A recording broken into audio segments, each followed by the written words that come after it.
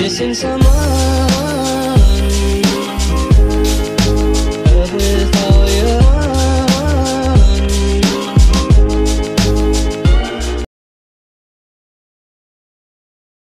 Bonjour, cette semaine, je viens vous parler terrorisme, annonce du président de la République et réforme de la Caisse des Français à l'étranger.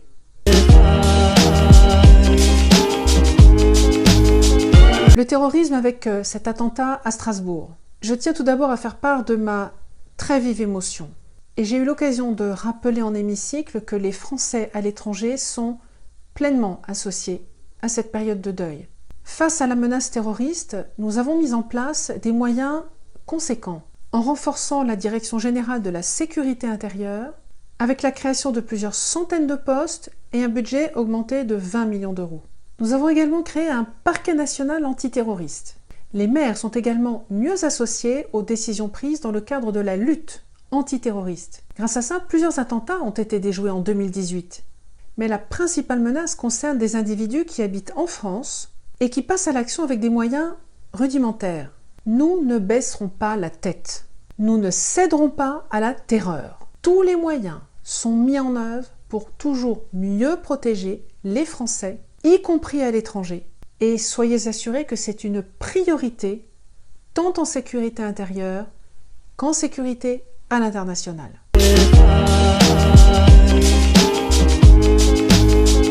L'actualité, ce sont aussi les annonces du président de la République faites cette semaine en réponse aux manifestations dites des Gilets jaunes. Le président de la République a tenu tout d'abord à rappeler qu'aucune colère ne justifie qu'on s'attaque à un policier, à un gendarme, à un commerce, à un élu. Le président de la République a également reconnu que depuis 40 ans, nous n'avons pas su apporter une réponse suffisamment forte et rapide à une crise économique et sociale profonde. Il a donc décrété un état d'urgence économique et sociale, avec un ensemble de mesures qui visent à améliorer le quotidien de ceux qui ont un pouvoir d'achat limité, parfois même sans avoir droit aux aides sociales. Il s'agit notamment de l'annulation de la hausse prévue des taxes sur le carburant, il s'agit également de l'annulation de la hausse des tarifs du gaz et de l'électricité, et il s'agit aussi de la suspension de nouvelles modalités du contrôle technique automobile. Il a également invité les entreprises qui le peuvent à verser une prime exceptionnelle de fin d'année et qui sera défiscalisée et sans charge sociale non plus. Enfin, il a annoncé la nécessité de passer un nouveau contrat avec la nation. Et pour cela, il appelle tous les Français à se rassembler pendant 3 mois autour de grands débats qui seront animés sur les territoires, dans les communes, dans les mairies, sur des questions institutionnelles, mais aussi fiscales ou écologiques. Je veillerai à ce que nous, qui sommes à l'étranger, soyons pleinement associés à cette grande concertation. Avec mes collègues députés des Français établis hors de France, nous avons écrit ce soir même, à mon initiative, au Premier ministre en ce sens. Et dès que je les aurai, je vous tiendrai informé des modalités de cette grande consultation hors frontières.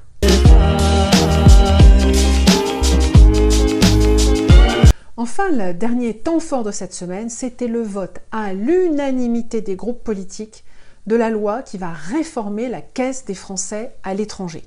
Cette CFE, c'est un organisme de sécurité sociale qui est accessible à tous les Français qui résident à l'étranger.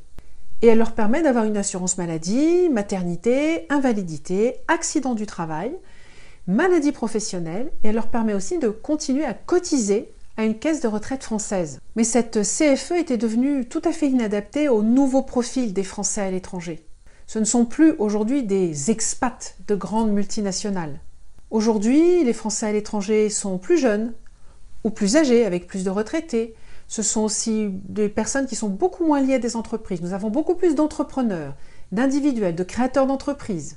Et dans ce contexte, la CFE, petit à petit, elle perdait des adhérents. Ces adhérents étaient de plus en plus âgés et à terme, son système n'était plus du tout pérenne. Dans ce contexte déclinant, il était impératif de trouver un nouveau modèle économique et social.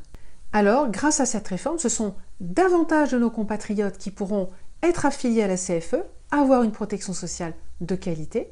C'est aussi un plus grand soutien à toutes nos communautés à l'étranger et à travers elles, c'est un soutien à nos talents, à nos entreprises exportatrices, à notre balance commerciale et finalement à notre influence française dans le monde. Il était temps qu'arrive cette CFE du 21e siècle.